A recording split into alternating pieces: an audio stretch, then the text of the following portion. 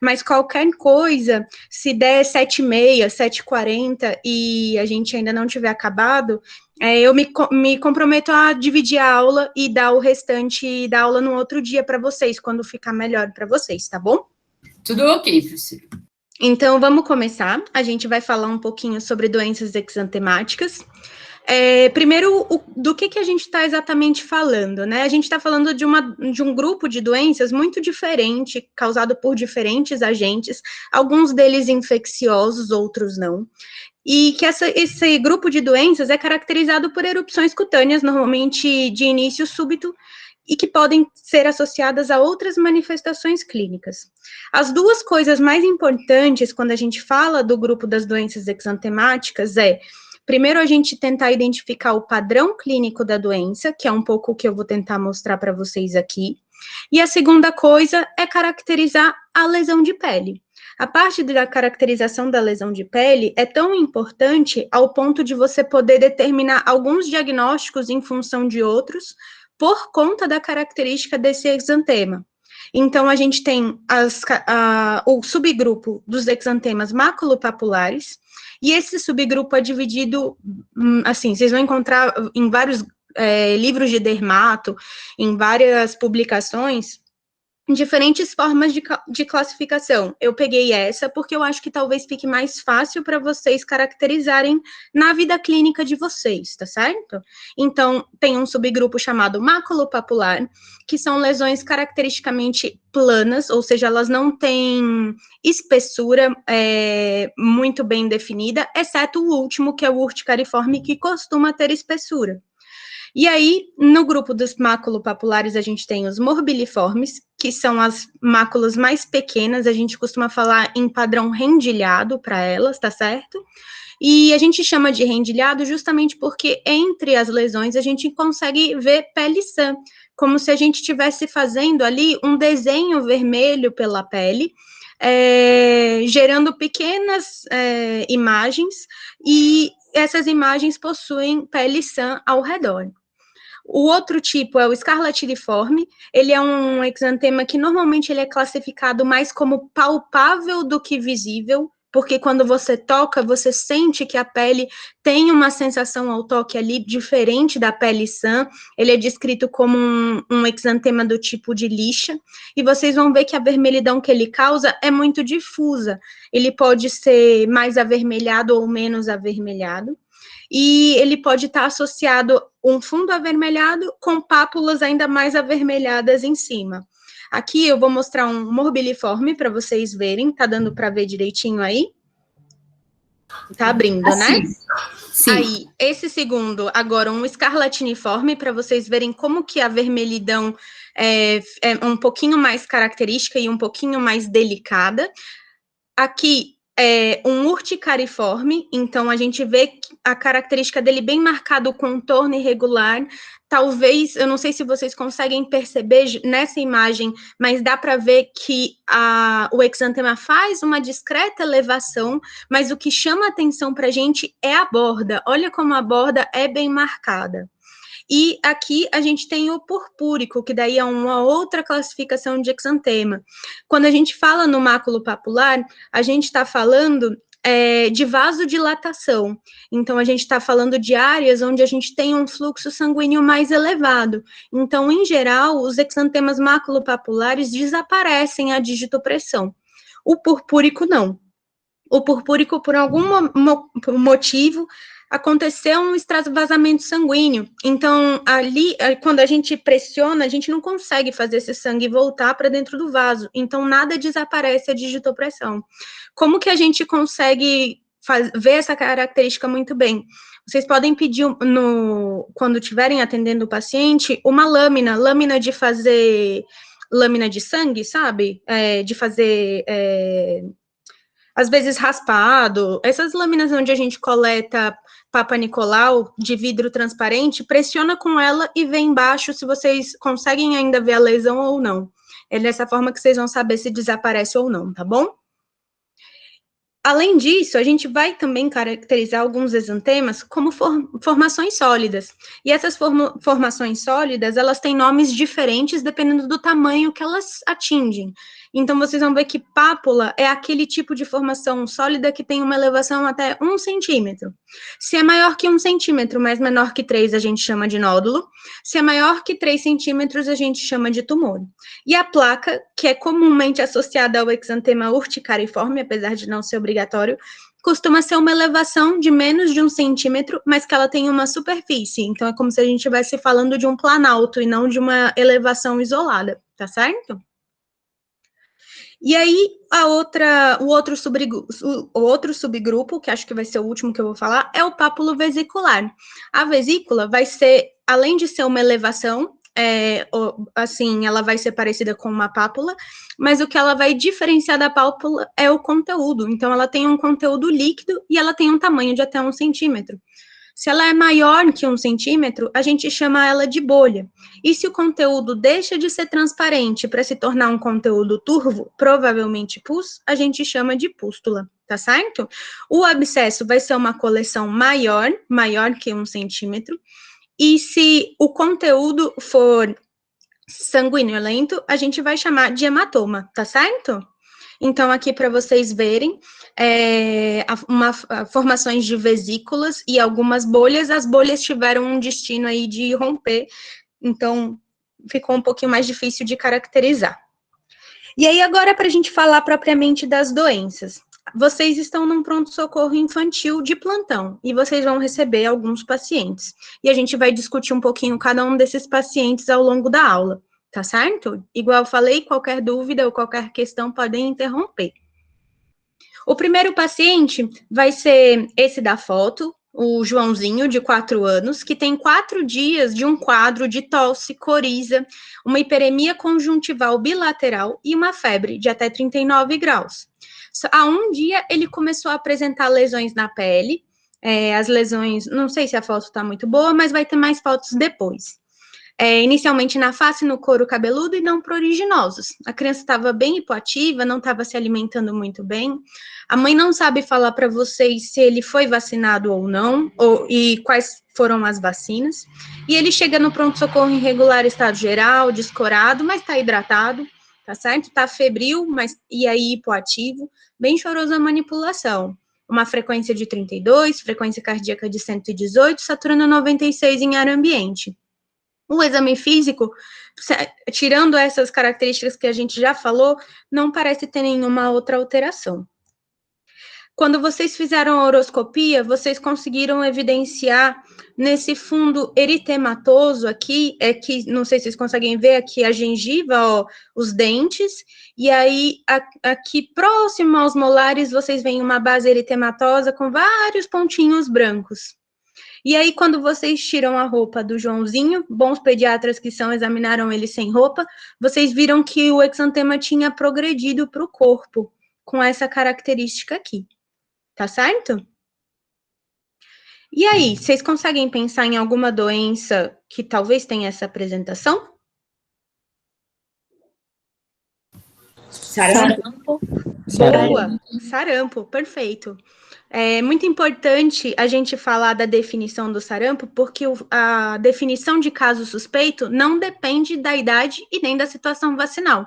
Então, a gente vai considerar um caso suspeito como toda febre e exantema com pelo menos um desses outros sintomas: tosse, coriza ou conjuntivite, tá certo? E aí, falando um pouquinho mais do sarampo. O sarampo é uma doença causada por um vírus, um paramyxovírus, que é um vírus de RNA. Ele tem um período de incubação que varia de 10 a 14 dias. E aí, a transmissão, ela vai se dar 4 a 6 dias antes do exantema começar e até 4 dias após o início desse exantema. E aí, como que essa transmissão se dá? Se dá principalmente pelo aerosol, tá certo? Ela vai corresponder a 3 fases de evolução clínica da doença. A primeira fase é uma fase catarral, que dura de 1 a 6 dias, com febre, tosse, coriza, conjuntivite e prostração, e até 24 horas do início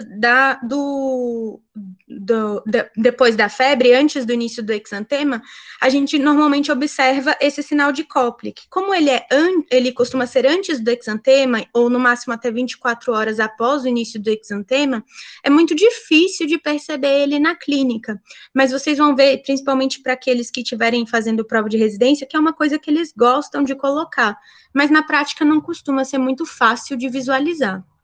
Depois que o paciente sai dessa fase prodrômica, ele vai para o período exantemático, onde você vai ter uma piora desses sintomas, você vai ter o aparecimento desse exantema maculopapular morbiliforme, que progride crânio-caudalmente. Ele tem essa descrição bem característica de surgir atrás das orelhas, sair para o rosto e descer em região do tronco. E aí, no segundo dia, ele chega no tronco, no terceiro dia, ele chega nas extremidades. Outra característica que eles atribuem a esse exantema é que ele, à medida que ele vai descendo, ele vai se tornando acastanhado, e ele pode ser um pouquinho furfuráceo, parece que ele vai soltando uma pequena farinha, assim, pode inclusive dar uma descamada. Isso vai durar de 5 a 6 dias, e aí inicia a convalescência, que é isso que eu falei, as lesões mais acastanhadas, a descamação fina, e o paciente evolui com melhor resolução do quadro clínico, tá certo? Então, aqui para vocês olharem o Koplik que eu falei, tá bom? Parece até, se fosse uma criança menor, você ia dizer, isso é sujeira, isso é resto de leite, porque é realmente muito discreto. E aqui o exantema no terceiro dia, igual no nosso caso clínico, chegando nas extremidades, tá certo? Professora, Pode falar. eu não sei se vai falar aqui agora, mas tem um período de maior transmissibilidade?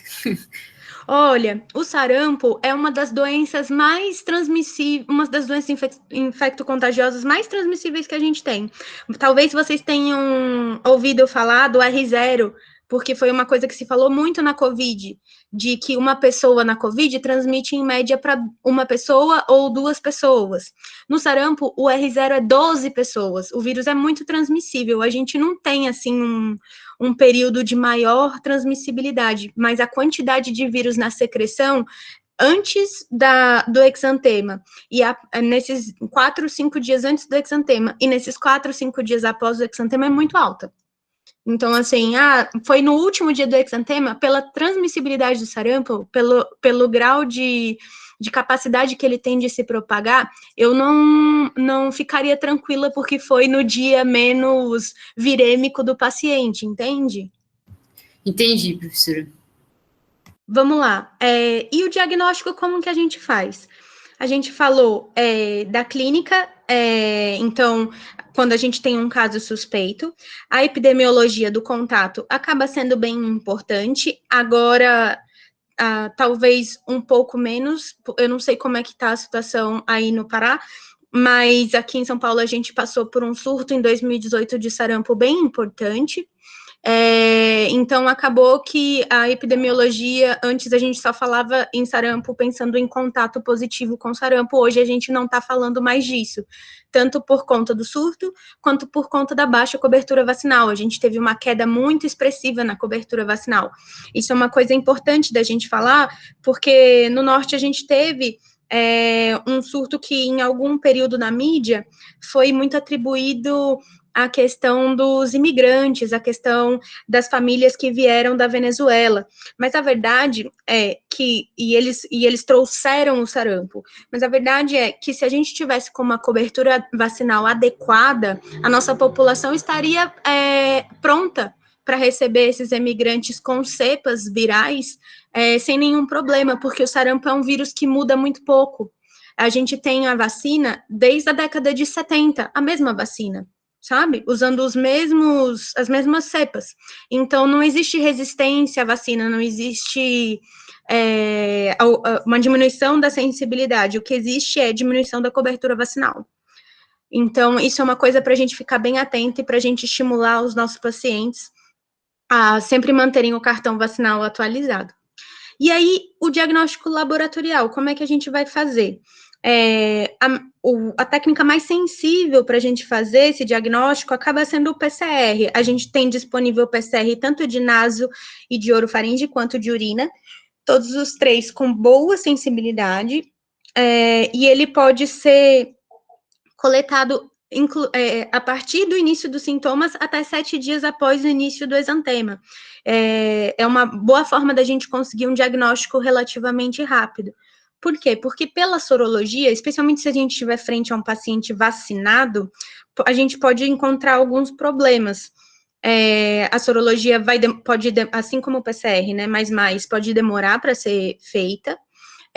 O IgM, você pode detectar ele 1 a 3 dias após o início do exantema, mas ele pode vir já reagente, principalmente naqueles pacientes que vacinaram recentemente, digamos assim, você teve um paciente que vacinou, e aí 3 dias depois da vacina, ele iniciou um quadro clínico de sarampo, entendeu? Aí você faz a sorologia não vai ser tão precisa. Ou você pode fazer esse diagnóstico pela elevação do IgG, mas aí vai acabar sendo um diagnóstico retrospectivo. Por quê? Porque você vai coletar um naquele dia. Aí ele veio positivo. E aí, entre 15 e 25 dias após essa primeira coleta, você coleta esse IgG novamente e você verifica se ele elevou em 2 ou 3 vezes o título da sua primeira coleta. Então, essas são as 3 formas que a gente tem de fazer esse diagnóstico. O tratamento desse paciente, como é que vai ser? É uma doença viral e aí o tratamento é basicamente suporte. Mas a gente também tem o uso da vitamina A. Não exatamente como um tratamento, mas a gente sabe que o uso da vitamina A reduz as taxas de complicação do sarampo, especialmente as complicações oculares, a ceratite e a uveíte. Em alguns outros estudos, se notou também uma menor taxa de pneumonite e de outras complicações com o uso da vitamina A. Então, ela é recomendada nessas doses que eu estou passando para vocês. São 2 doses, são 2 dias só de uso, tá certo? Mas, assim, ela é um pouco controversa, mas ela não tem malefício. Então, recomende a vitamina A para todos os pacientes que vocês tiverem com suspeita de sarampo, tá certo? Uma das coisas mais interessantes da parte da virologia do sarampo é que o sarampo, ele é capaz de provocar que a gente fala que é um reset do sistema imune. Então, ele é um vírus que é associado a uma imunodeficiência transitória. Então, a maior complicação que vocês vão ver do sarampo, tirando assim, prostração, como faz diarreia, faz desidratação, diminui a aceitação alimentar, faz desidratação, tirando esse espectro de complicações agudas e inespecíficas, são as complicações bacterianas secundárias.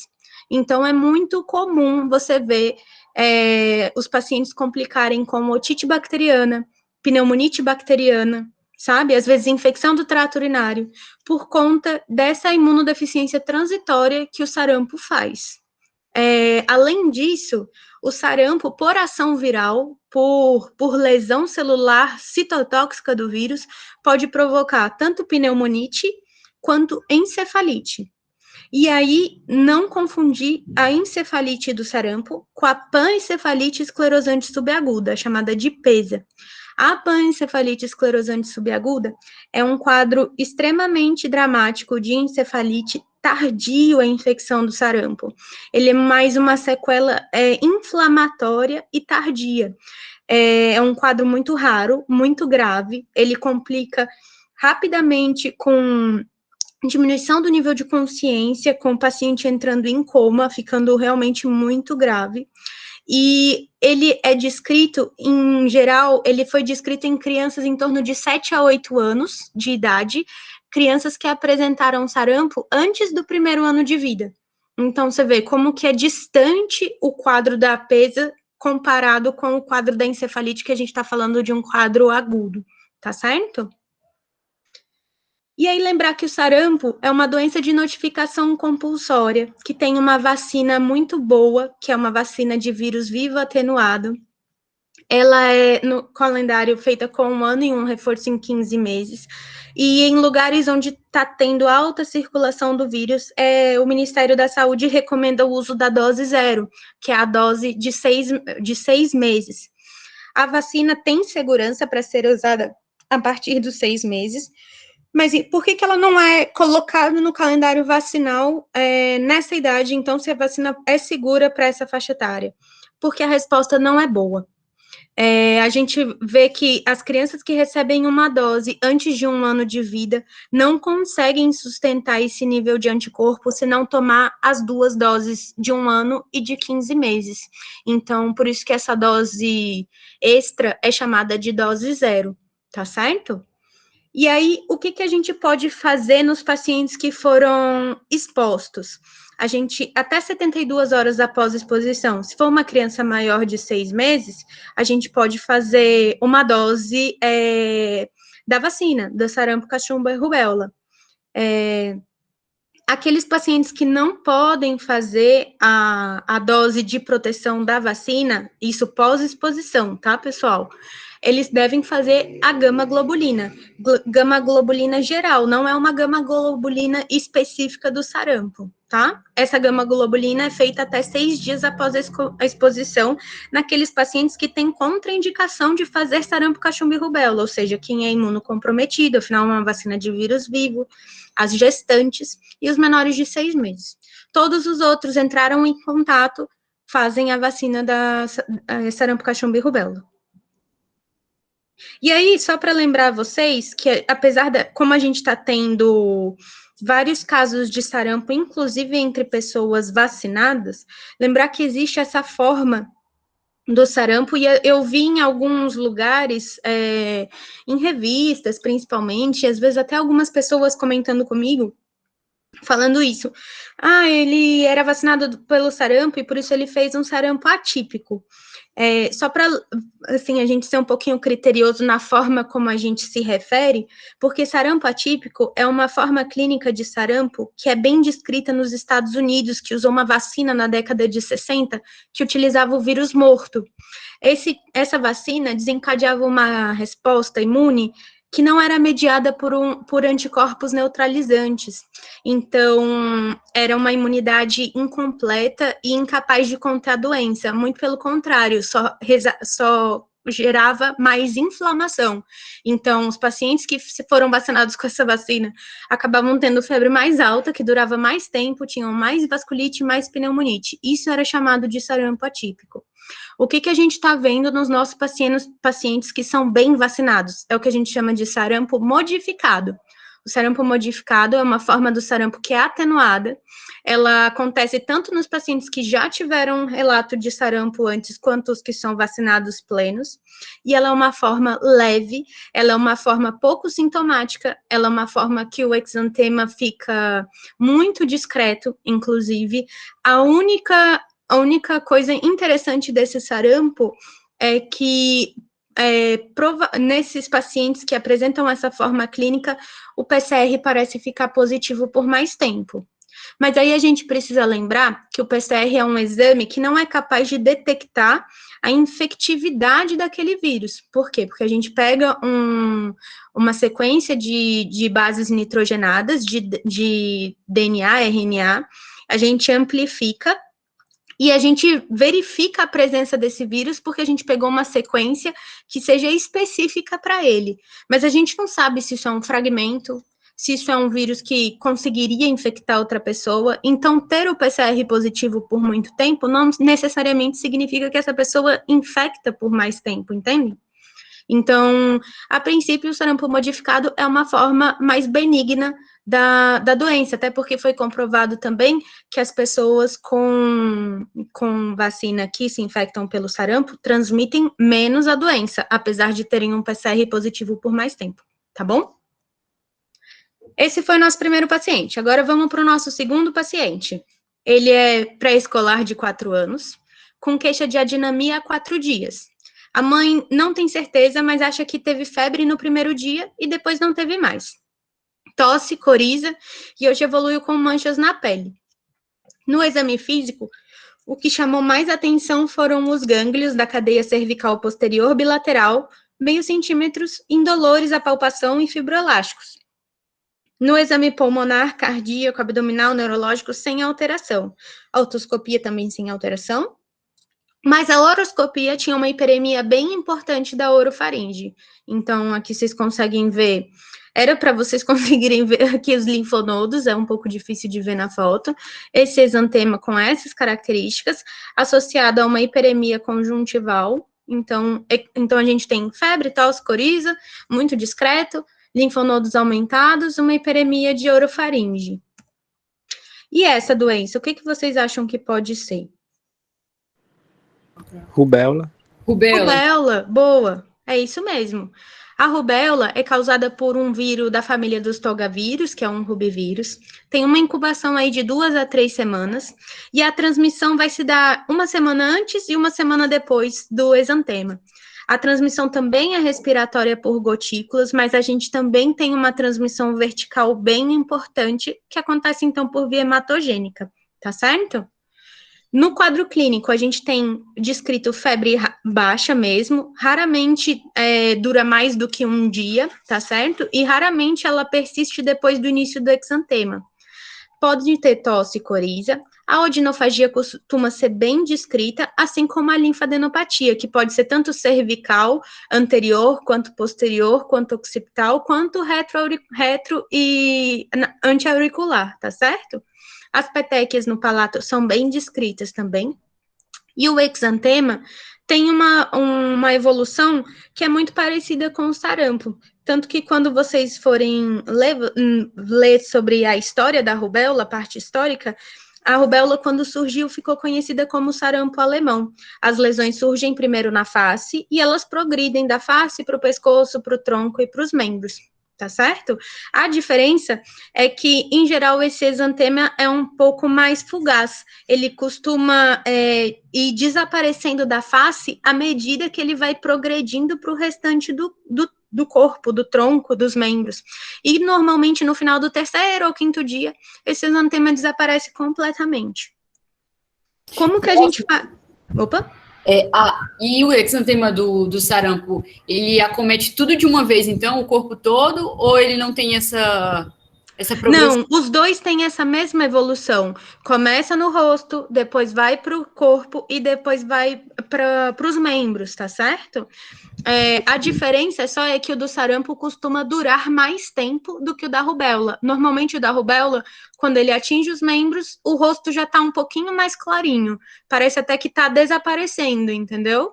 Enquanto o do sarampo não. Inclusive tem relato do exantema do sarampo persistir por semanas depois da resolução do quadro. Tá bom? Tá ok, obrigada.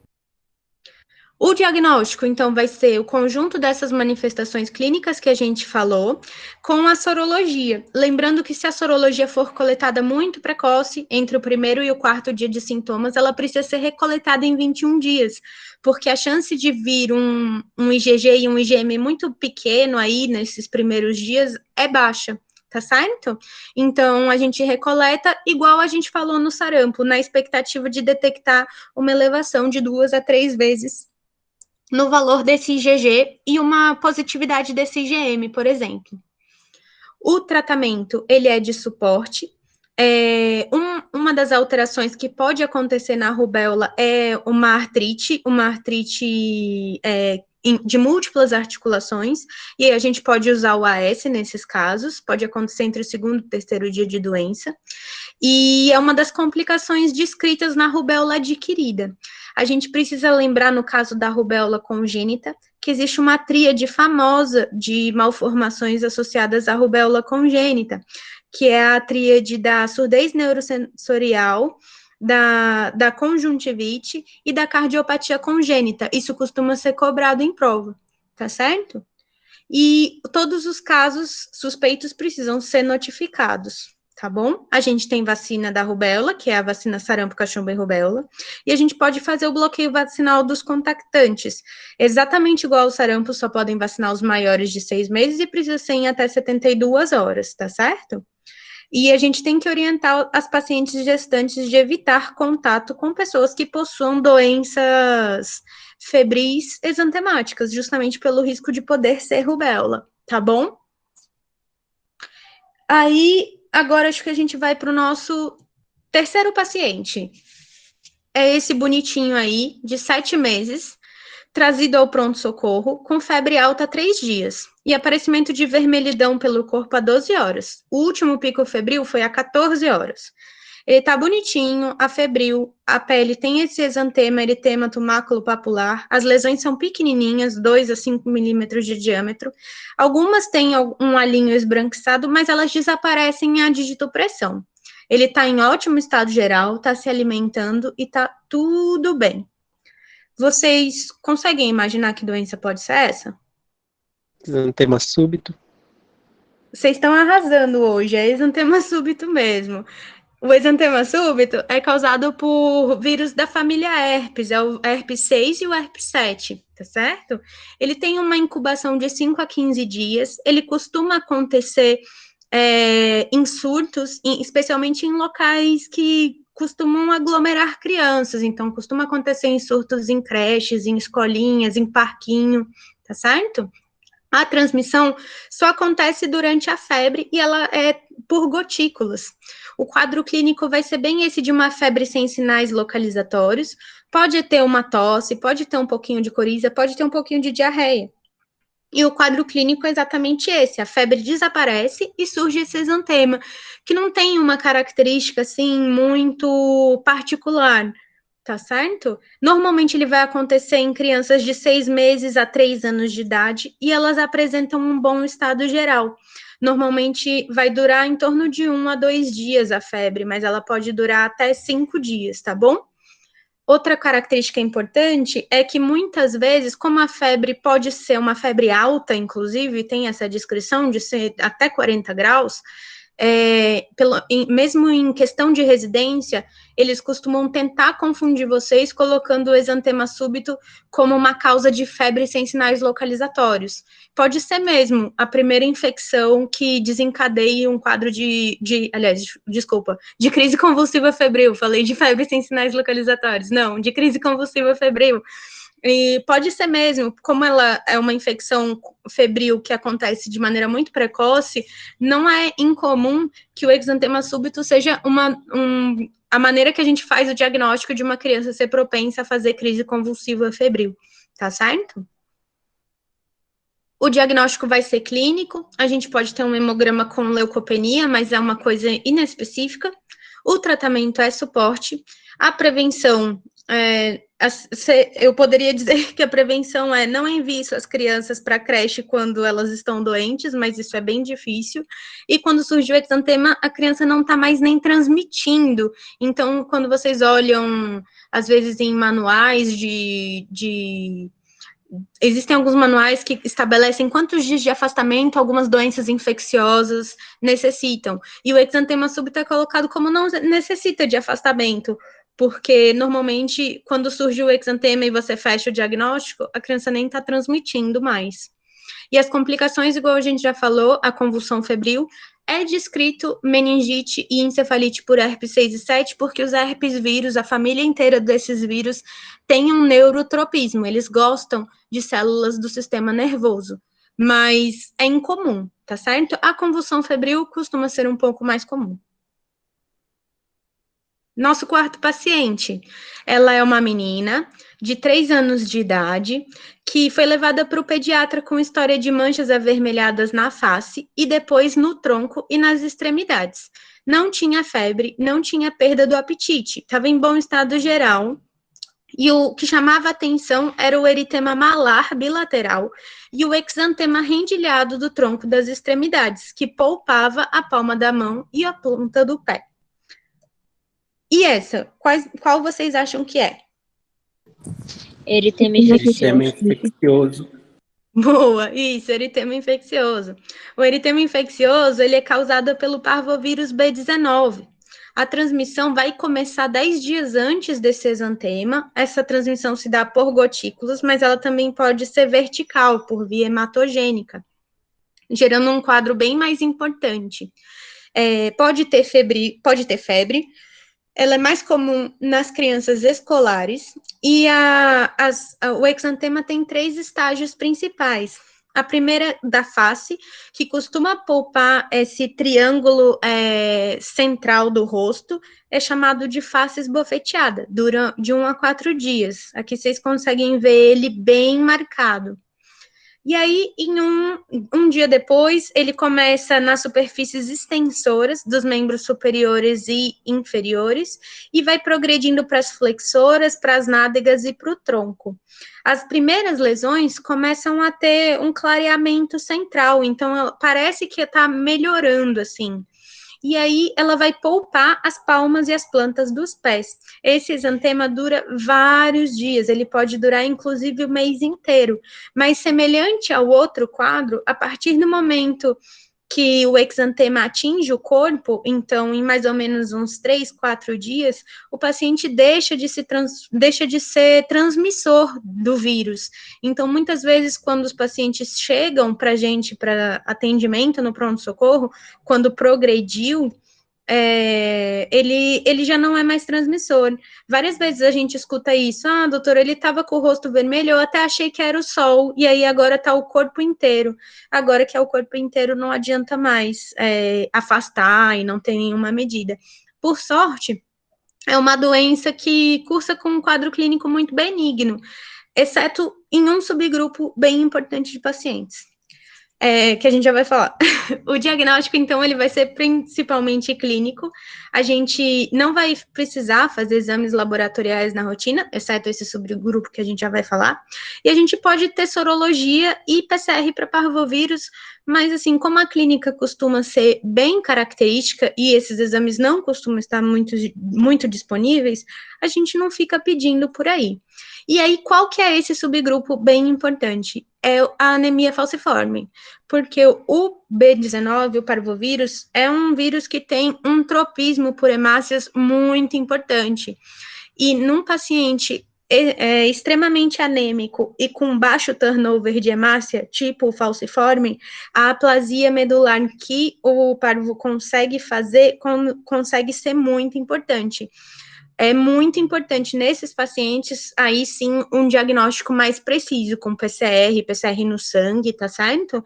Para a gente conseguir fazer o acompanhamento deles de maneira correta. A maioria deles precisa internar e precisa transfundir. O parvo pode gerar transitoriamente na gente sem hemoglobinopatia, é uma trombocitopenia discreta e pode gerar uma artrite, uma artralgia também discreta e bem transitória, tá certo? É uma causa importante de abortamento, óbito fetal e hidropsia fetal se contraído no primeiro trimestre da gestação. Então, mais um motivo para a gente pedir para as gestantes não manterem proximidade de pessoas com doenças exantemáticas febris, tá certo? Aí o nosso paciente 5, esse plantão não acaba, né?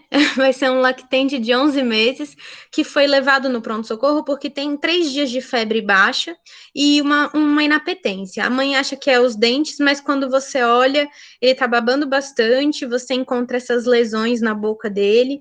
Além disso, parece que está com as fezes mais amolecidas e apareceram essas bolinhas nas mãos e nos pés. O exame físico parece todo normal, exame pulmonar também normal, e otoscopia sem alteração. Então, é só mesmo febre baixa e essas lesões. Vocês conseguem imaginar o que é?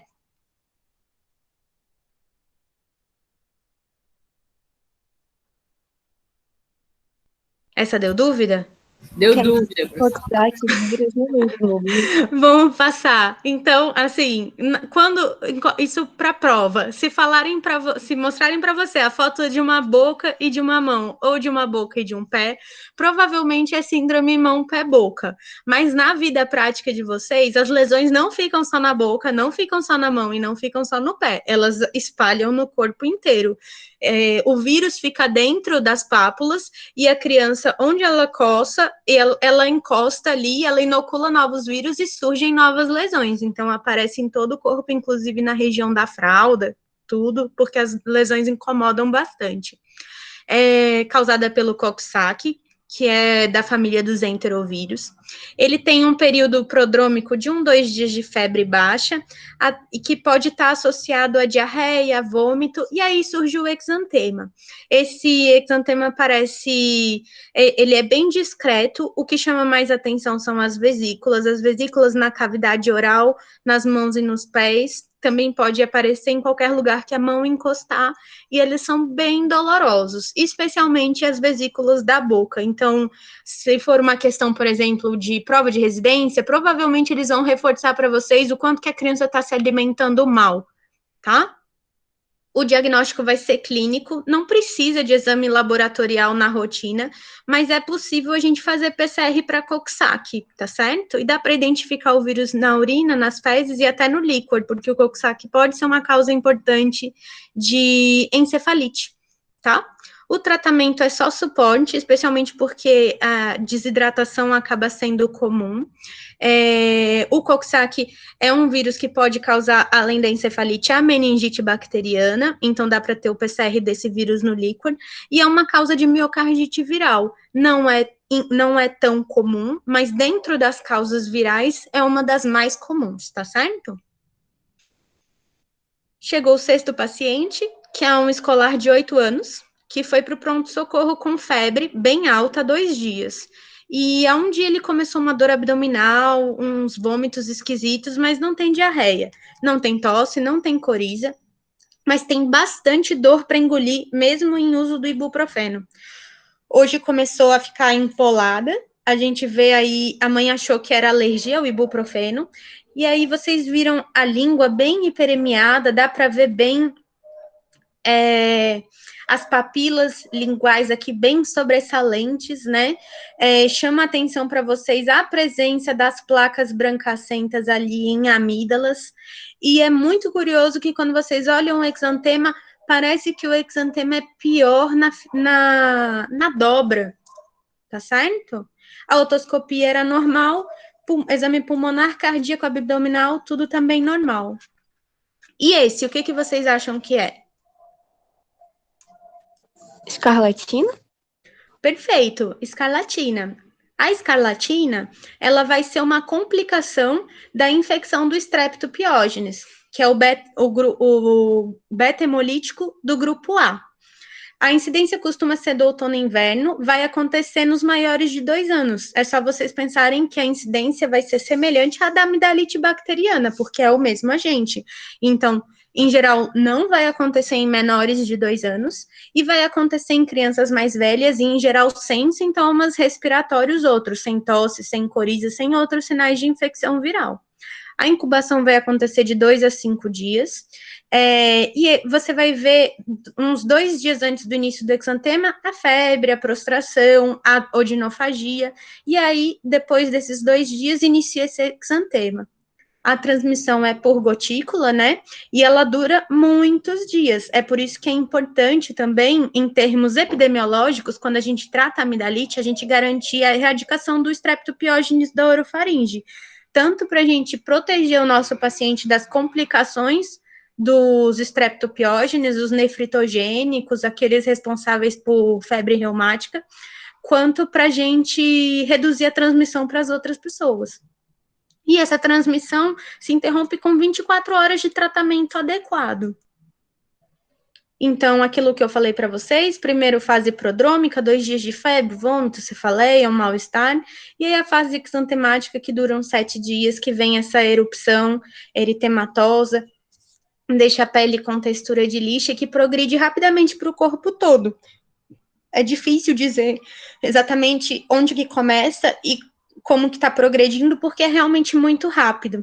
O exantema é mais intenso nas dobras, tanto na antecubital quanto na poplítea, pode estar mais evidente também na região inguinal, e ele vai desaparecer a digitopressão. Associado, você vai ter a amidalite purulenta, tá certo? E aí, 2 coisas que eles gostam bastante de cobrar nas provas. O sinal de Filatov, que é essa palidez perioral, não sei se dá para perceber muito bem, talvez até confunda um pouco com face esbofeteada nessa foto, né? Mas acredita em mim que isso é sinal de Filatov. E a língua em framboesa, que era aquele que a gente tinha mostrado, essa língua bem avermelhada, onde todas as papilas ficam muito evidentes. A gente chama isso de língua em framboesa ou língua em morango. Tá certo? Além disso, aquilo que a gente já tinha falado, que é as petequias nas dobras mais evidentes, é o sinal de pastia. Então, quando falar um patognomônico para você e for doença exantemática, o mais provável é que seja escarlatina, tá certo? E o exantema, ele evolui com uma descamação depois de uns 7 dias do início do quadro. Na face, no pescoço, no tórax, mas o que fica mais marcado é uma descamação que a gente chama em dedos de luva. Começa a sair umas pelinhas das pontas dos dedos, como se fosse a cutícula mesmo saindo, mas isso acontece não só perto da unha, como na parte da polpa digital mesmo, tá certo? E aí, quais exames complementares a gente pode pedir na escarlatina? Porque a escarlatina não necessariamente vai ser um quadro clínico grave que vai exigir exames complementares. O hemograma, que a gente vai poder ver uma leucocitose com desvio à esquerda. O ASLO, que é uma das formas da gente fazer a evidência do antígeno do Streptococcus pyogenes, tá certo? A pesquisa direta com cultura do estrepto na orofaringe, tá bom? E o tratamento é o mesmo tratamento para amidalite purulenta, penicilina benzatina, a gente pode usar em dose única, ou amoxicilina por 10 dias, 50 miligramas por quilo dividido em 2 tomadas. Lembrando que para a erradicação do Streptopiógenes precisa ser 10 dias, não pode ser 7 dias, não pode ser 5 dias, tem que ser 10 dias, tá?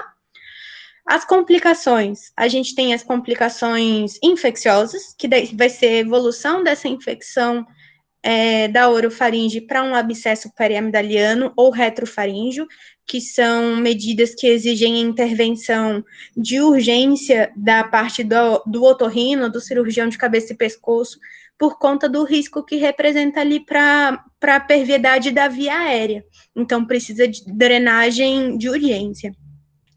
E as complicações não supurativas, que é a glomerulonefrite pós-estreptocócica e a febre reumática.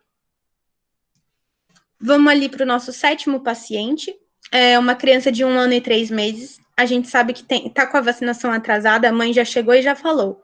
E tem lesões pleiomórficas. Pleiomórficas é quando a gente encontra lesões de vários níveis de evolução. Então, se a gente prestar bem atenção na imagem, a gente vê uma pápula, a gente vê aqui uma vesícula com um conteúdo um pouco purulento, e a gente vê várias crostas.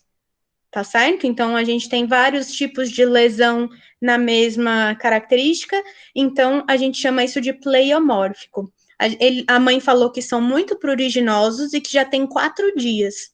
No primeiro dia teve febre, tá mais chatinho, chora, pede colo, mas se alimenta, também é ativo. O que vocês acham que pode ser? Varicela? Beleza, é isso mesmo. A varicela também é causada por um vírus da família do herpes, que é o varicela zoster, ou herpes vírus 3, e tem um pico de incidência no inverno e na primavera.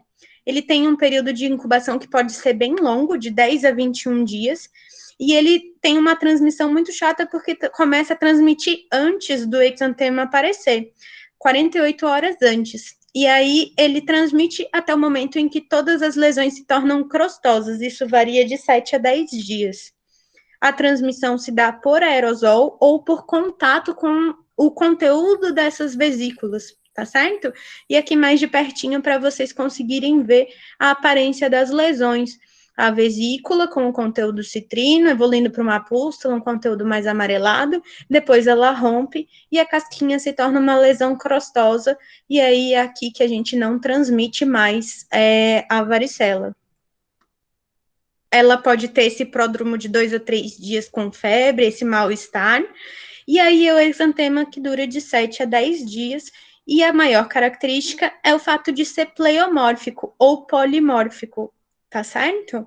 E é bem pruriginoso, e inclusive o fato de ser pruriginoso é o que ajuda a disseminar a varicela, porque a pessoa, ao se coçar, ela encosta em outras pessoas, encosta em outros materiais e contamina esses materiais.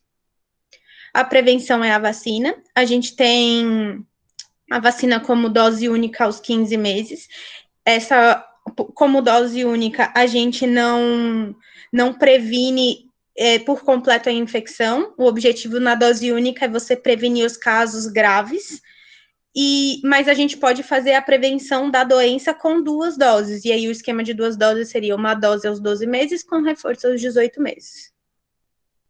Para os contactantes de varicela, né? A gente vai fazer para aqueles contactantes suscetíveis, tá certo? A vacina vai acontecer para os maiores de 9 meses e pode ser feito até uns 5 dias após o contato. E a VESIG, que é a imunoglobulina específica da varicela. Não é a mesma imunoglobulina que a gente falou do sarampo. Essa é específica da varicela. E ela vai ser dada até 96 horas após o contato. Quem que vai ganhar a VESIG? Os imunocomprometidos, que não tiveram nenhuma história prévia de varicela, tá aí estantes, mas é gestantes, tá certo? Gestantes suscetíveis em qualquer idade gestacional, independente do contato com varicela. O RN que teve exposição intraútero à varicela, tá certo?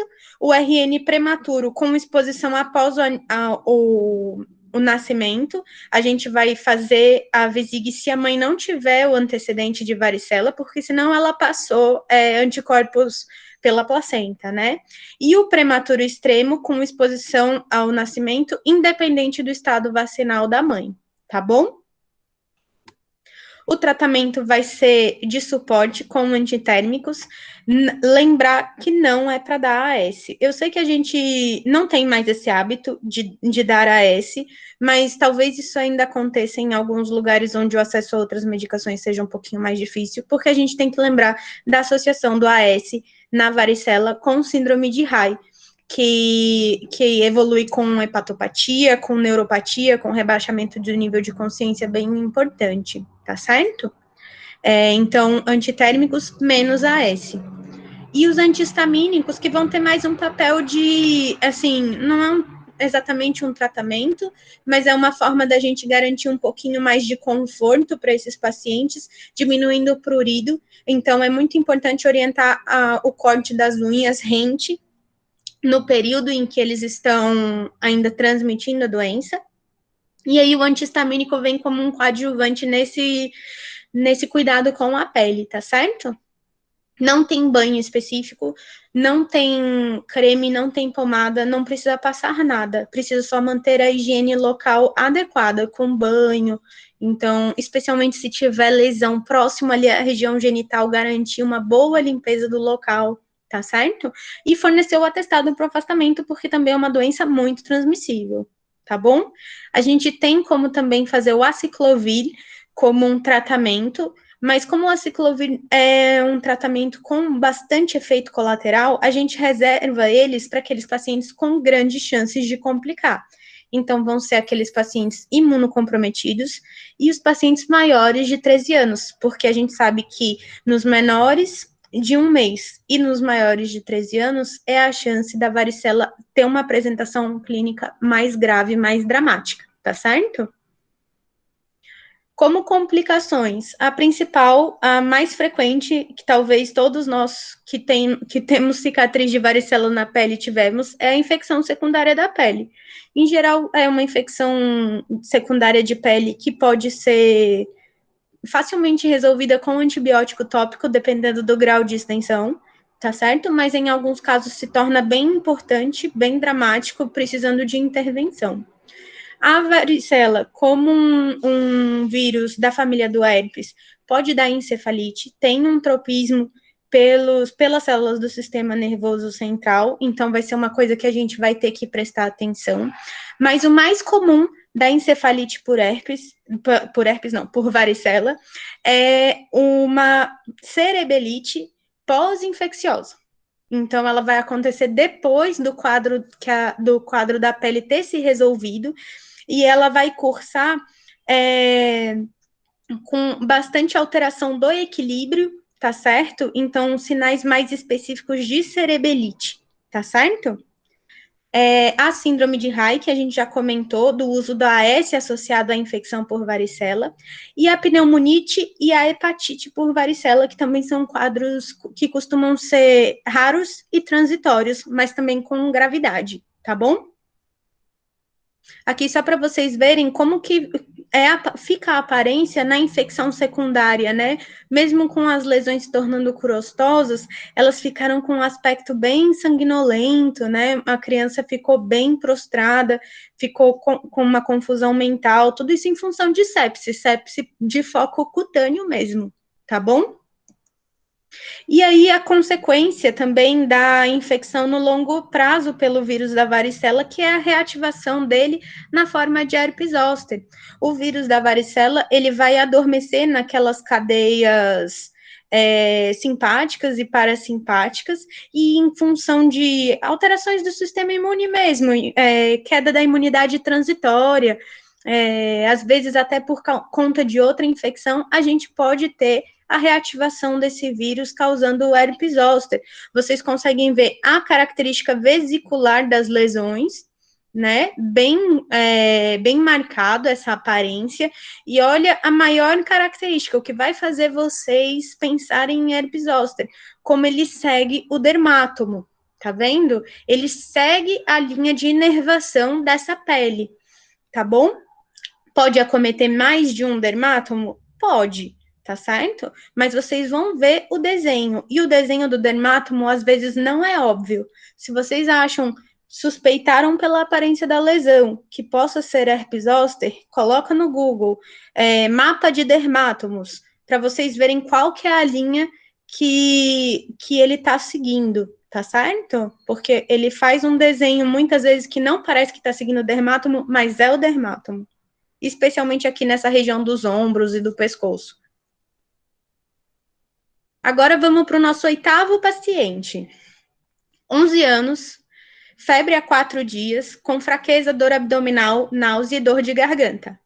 Passou em consulta num outro serviço 2 dias, fizeram hipótese de amidalite e prescreveram amoxicilina, mas continuou mantendo febre e hoje começou com manchas vermelhas pelo corpo. A mãe acha que ele é alérgico ao medicamento, a amoxicilina. Está hipoativa, mas não tem nenhuma outra alteração que chame muita atenção nesse exame físico específico. O que chama atenção no abdominal é um fígado a 2 centímetros do rebordo costal. O baço não é palpável. E a otoscopia é sem alteração. E nesse, o que vocês acham que pode ser? Mononucleose. Não entendi. Mononucleose. Mononucleose, isso mesmo. A mononucleose, ela é conhecida tradicionalmente como doença do beijo ou doença de Pfeiffer. Ela é causada pelo Epstein-Barr vírus. Ela não costuma ter um período de pródromo e a maior transmissão é por saliva e gotículas mesmo. O quadro clínico, a gente vê que ele é de um acometimento bem sistêmico, então costuma dar bastante cefaleia, com fotofobia, perda do apetite, fraqueza. A dor de garganta costuma chamar atenção. Com a tonsila bem hiperemiada, ela pode ter placas brancacentas em cima, simulando uma amidalite bacteriana. Pode ter tosse, pode ter coriza. O quadro de aumento dos linfonodos também é bem importante. E pode dar muita náusea e muito sintoma abdominal também. Dor abdominal é uma causa bem importante em crianças mais novas de adenite mesentérica, tá certo? E hepatosplenomegalia pode estar presente também. Mas e o exantema? O exantema, ele aparece, mas ele não é tão descrito assim. É descrito em torno de 15% dos casos. E ele é maculopapular no tronco, mas ele pode ser urticariforme, pode ser petequial, é muito variado. Mas tem um fato que é relativamente bem descrito, que é o aparecimento do exantema após o uso da amoxicilina ou da ampicilina. Isso acontece em 30% dos casos. A gente ainda não sabe exatamente como que funciona esse mecanismo, mas as questões de prova de residência adoram falar isso. Se falar isso, pintou o corpo, quando usou amoxicilina, pode marcar mononucleose, sem sombra de dúvida, tá certo? Os exames laboratoriais. O Epstein-Barr pode mostrar uma atipia linfocitária bem importante, então ele pode cursar com linfocitose e com atipia linfocitária e com monocitose, por isso que é mononucleose.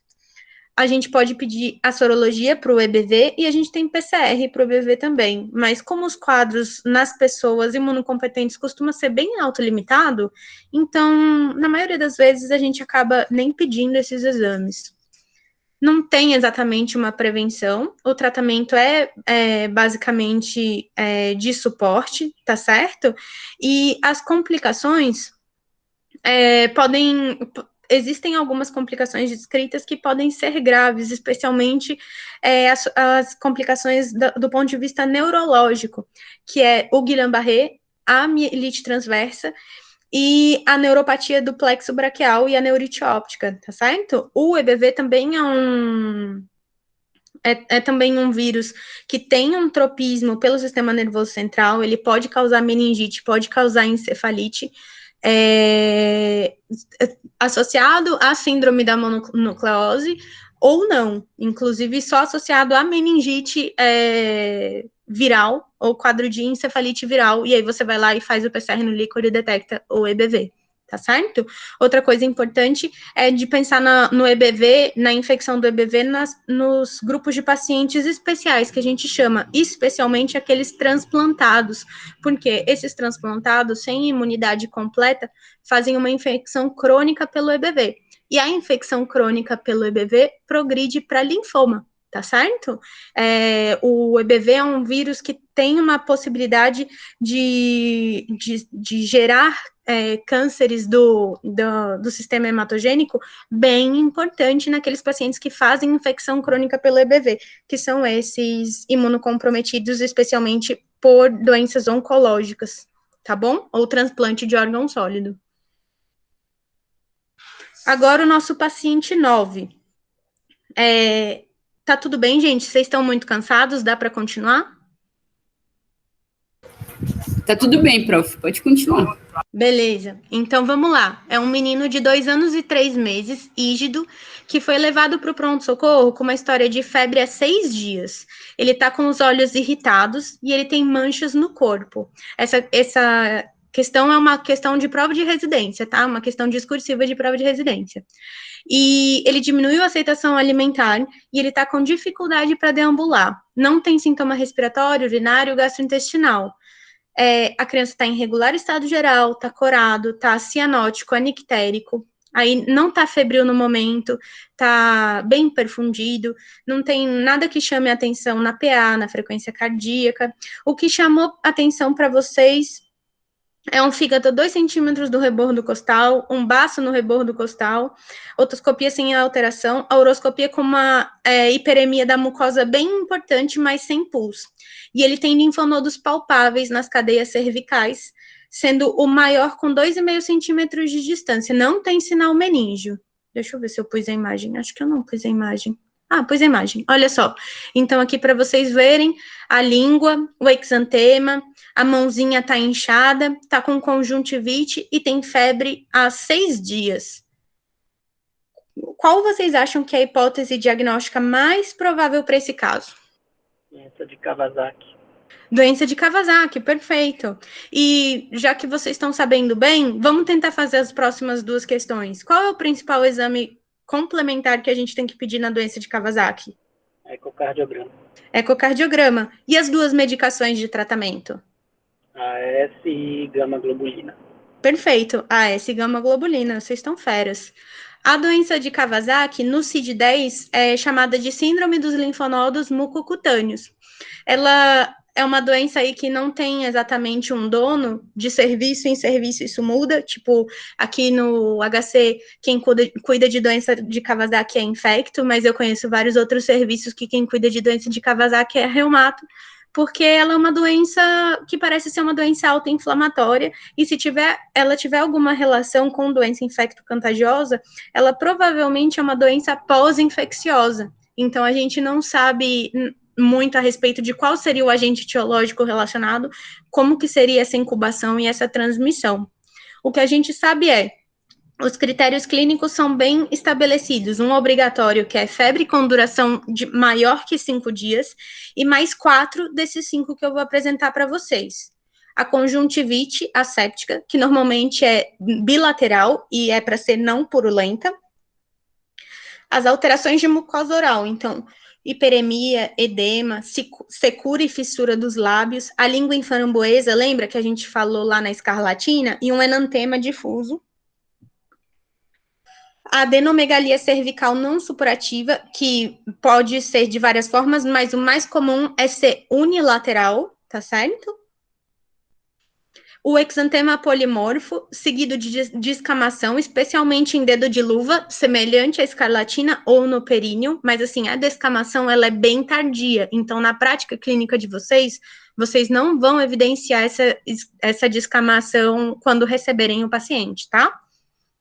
E as alterações de extremidades, hiperemia palmoplantar, o edema endurado das mãos ou das articulações falangianas, e a descamação das pontas dos dedos, especialmente periungueal, mas isso também é tardio, então a gente não costuma ver isso quando o paciente chega para a gente, sim, na evolução clínica dele. E aí, o Kawasaki tem algumas características muito curiosas, né? Ele normalmente acomete os pré-escolares, com um pico entre 6 meses e 5 anos de idade, normalmente é mais os meninos. Ela é mais frequente na Ásia, e especialmente no Japão, e acontece principalmente no inverno. A gente está vendo ao longo no tempo uma tendência no aumento do número de casos. Isso pode ser, talvez, um maior entendimento que a gente está tendo da doença, porque a gente está ampliando as nossas formas de diagnóstico, a gente vai falar um pouquinho disso daqui a pouco. E, ao mesmo tempo, é interessante que, na maioria dos casos, o Kawasaki é uma doença autolimitada, que consegue se resolver espontaneamente em 12 dias. Aí, eu pergunto para vocês, se resolve em 12 dias, por que a gente trata? Vocês sabem? Aí está a complicação cardíaca. Qual complicação cardíaca? Aneurisma de coronária. Isso, aneurisma de coronária. É a principal causa adquirida de aneurisma de coronária da infância, tá certo? O aneurisma de coronária, ele vai ser presente em até 60% dos pacientes não tratados e de forma grave, importante, tá bom? É por isso que o ecocardiograma vai ser o nosso principal exame quando a gente pensar em Kawasaki. É lógico que a gente pode pedir, deve pedir uma série de outros, porque é um critério implícito para o diagnóstico do Kawasaki, que ele não tem outra causa que explique as alterações que a gente está apresentando. Se o nosso paciente, por exemplo, tem essas alterações, está evoluindo com uma instabilidade, antes da gente fazer o eco, tá evoluindo com alguma instabilidade, mas a gente tem uma cultura de orofaringe que cresce streptopiógenes, ele não é Kawasaki, né? Ele é uma sepse por streptopiógenes. Então, assim, ele não pode ter outra causa que explique os sintomas que a gente está vendo.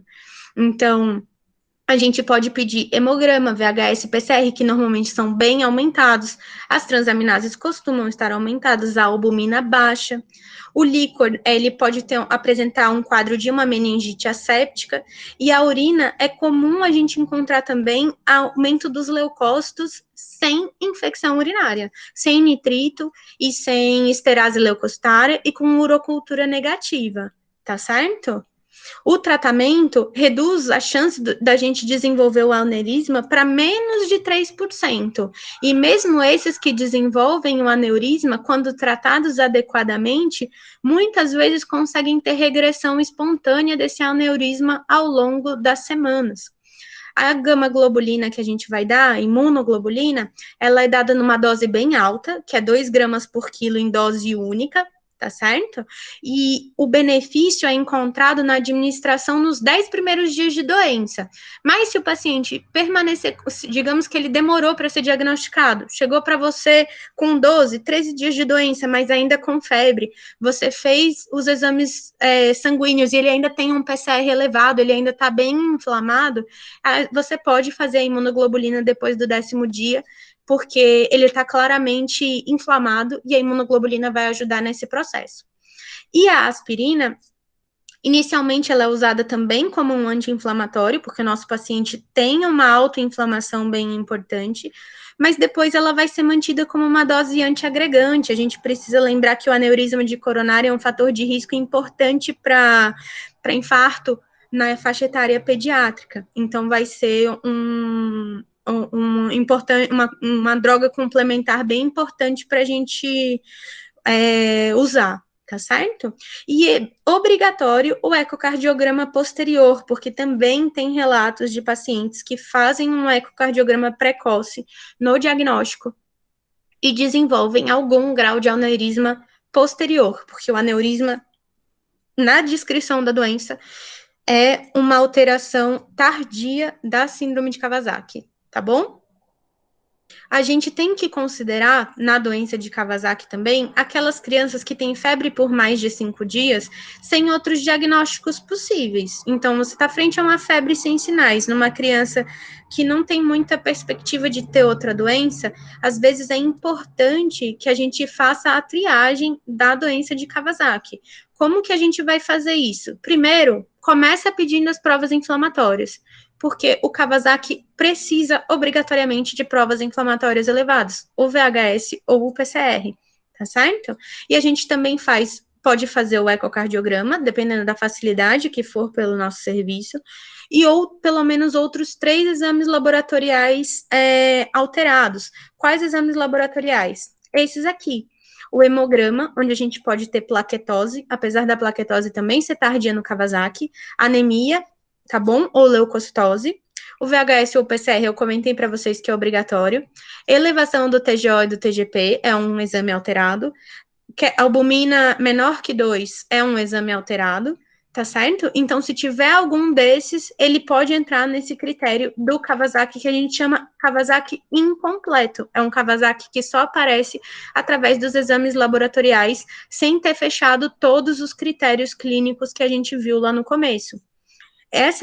Esse Kawasaki, que aparece basicamente por critério laboratorial e que tem pouco critério clínico, não preencheu todos aqueles que a gente viu no começo, ele tem um prognóstico igual ou pior do que o Kawasaki completo, com a dificuldade de que normalmente esse diagnóstico é postergado, então essas crianças que fazem essa forma incompleta acabam recebendo imunoglobulina mais tardio.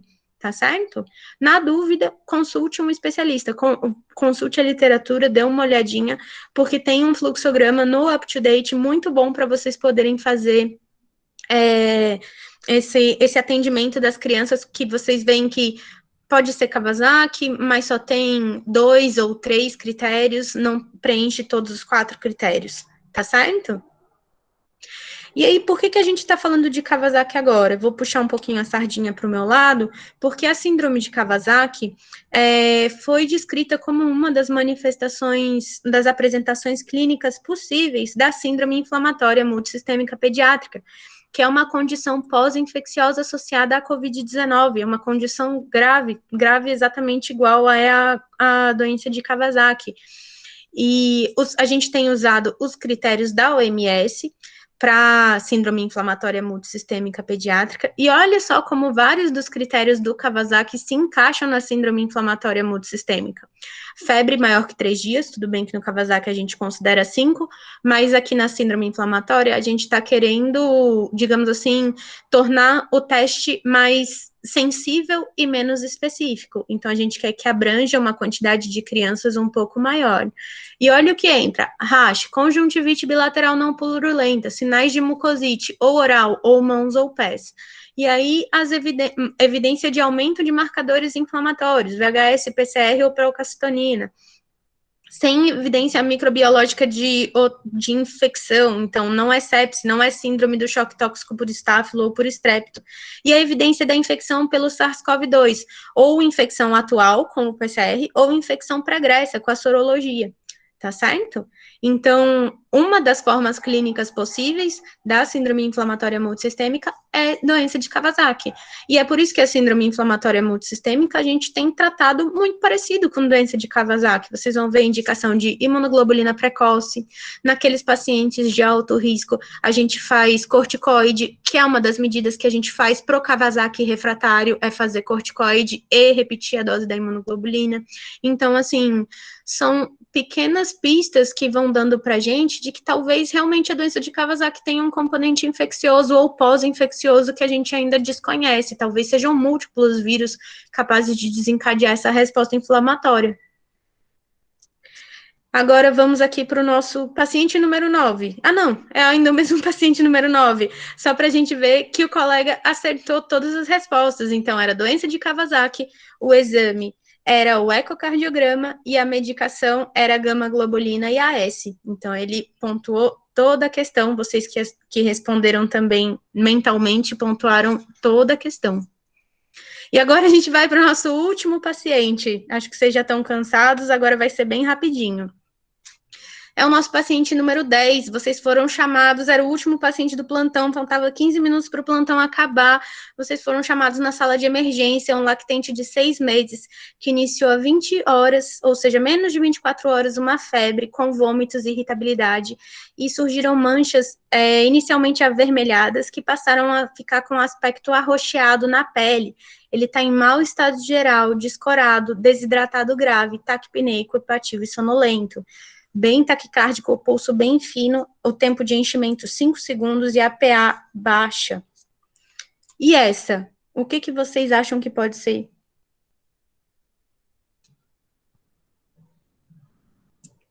Estafilococcus? Não lembro direito. De estáfilo, aquela infecção sistêmica de estáfilo? É bom porque é nossa obrigação pensar nesse quadro, num quadro de sepse. E aí, assim, dentro dos agentes, a sepse por estáfilo só tem uma característica que o nosso paciente não tem. Ela costuma ser a gente fala que é a síndrome do choque tóxico pelo estáfilo. Ela costuma ter uma lesão de pele descamativa. Não sei se vocês já tiveram a oportunidade de ver em dermato pênfigo, alguma dessas outras lesões que geram descolamento da epiderme, então você faz aquele sinal, ai, fugiu o nome na minha cabeça, mas você empurra a epiderme e a epiderme sai na sua mão, porque ela está fazendo ali uma necrose da camada basal da epiderme, tá certo? Não é o que o nosso paciente tem. O nosso paciente tem um quadro um pouquinho mais dramático que esse, que é a meningococcemia, que é a infecção disseminada pelo meningococo, pela Neisseria meningitidis, tá certo? Mas, assim, quando a gente está frente a um paciente desses, a primeira coisa que tem que passar pela nossa cabeça, tudo bem que a lesão é bem característica, mas é sepse, é paus, tá certo? E qual que é o antibiótico do paus?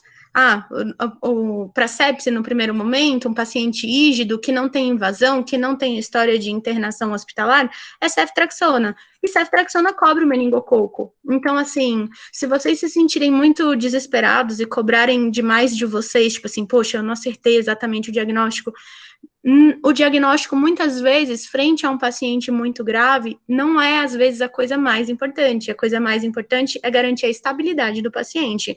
No caso do meningococo, ou da síndrome do choque tóxico por estáfilo, é antibiótico na primeira hora, tá certo? Então, assim, não se sintam mal por não saberem o agente de cor olhando a imagem, tá certo? O mais importante é saber estabilizar um paciente grave, é saber os passinhos do paus dentro da sua cabeça. Expande quantas vezes, depois de quantas vezes que inicia a droga vasoativa. Tudo isso vocês vão pegando com o tempo e com a prática, tá certo? O meningococo, ele não tem um período que ele mais acontece, ele acontece ao longo do ano todo, mas a gente tem observado ondas epidêmicas de alguns sorogrupos específicos. A infecção tem um período de incubação aí de 2 a 10 dias, e a transmissão em geral, vai se interromper já em 24 horas de tratamento adequado. Geralmente, a transmissão vai se dar por portadores assintomáticos que carregam o meningococo na nasofaringe, tá certo? E aí a transmissão vai se dar por gotículas dessa nasofaringe de um portador assintomático contaminado. O quadro clínico vai ser um quadro séptico de febre, prostração, toxemia, gemência, as lesões, vocês viram a aparência, decora essa aparência dessa lesão. Ela é uma lesão arroxeada, ela parece que está quase como se estivesse tendo uma necrose ali no centro, nas lesões que vão ficando maiores, tá certo? E normalmente vai acontecer nos troncos e nas extremidades e ela progride rapidamente. É um quadro que vocês precisam ter uma intervenção muito rápida. O diagnóstico vai ser predominantemente clínico e o laboratorial, ele pode vir tanto da hemocultura, a hemocultura na meningococcemia tem uma alta chance de positividade, entre 60% e 80%, tá certo? Mas o paciente pode cursar com um quadro de meningite associada à meningococcemia, e aí vocês podem fazer a identificação desse agente no líquor também. O raspado das lesões também é rico em meningococo, dá para fazer, apesar de não ser muito comum nos serviços, tá certo? E o tratamento é antibiótico terapia precoce, feita na primeira hora para os quadros sépticos, a ceftriaxona na dose de 100 miligramas por quilo, porque a gente não sabe se tem acometimento do sistema nervoso central, e para cobertura do meningococo no sistema nervoso central, essa precisa ser a dose. E o suporte hemodinâmico, que é o PAUS, tá certo? Isso é o mais importante. A doença tem notificação compulsória, na suspeita tem que notificar, e aqueles que tiverem contato próximo e íntimo precisam fazer quimioprofilaxia. Esse contato íntimo é quem? Principalmente quem mora na mesma casa, quem convive mais de 4 horas, pelo menos 4 dias na semana, tá certo? E que não tem imunização completa para o meningococo, ou que seja imunossuprimido. Ou o profissional de saúde que entubar esse paciente e que não esteja usando a paramentação adequada. A nossa primeira escolha é a rifampicina. O chato da rifampicina é que ela é 2 dias, enquanto você pode fazer ciprofloxacino ou ceftriaxone em dose única, mas essas são consideradas alternativas. A primeira escolha é a rifampicina. Lembrando que a rifampicina deixa o xixi laranja, então é um bom jeito de você querer pegar no pé do coleguinha que não fez a medicação, ou querer pegar o paciente no pulo que não fez a quimioprofilaxia, perguntar se o xixi está normal.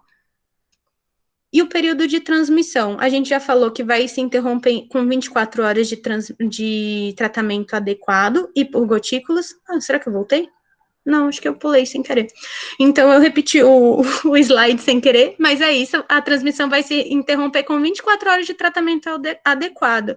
E é por isso que, por ser por gotículas, é por isso que a gente não faz quimioprofilaxia para todo mundo que esteve envolvido no atendimento do paciente. É só realmente quem teve ali em cima da via aérea, quem fez a intubação, se o paciente foi intubado, por exemplo, ou a físio que aspirou, entendeu? E que ficou ali mexendo na tráqueo, na cânula orotraqueal, tá certo?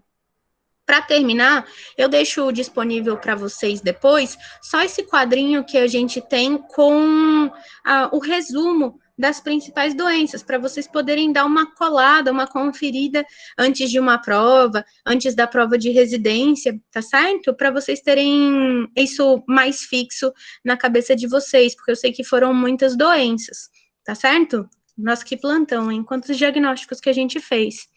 Então, eu queria agradecer para vocês pelo convite, eu estou bem feliz de falar para vocês, espero que vocês tenham gostado da aula, e qualquer coisa, pode entrar em contato comigo no Instagram ou no meu e-mail, que eu estou à disposição para poder conversar aí sobre infecto, sobre pediatria, sobre qualquer outra doença, tá bom?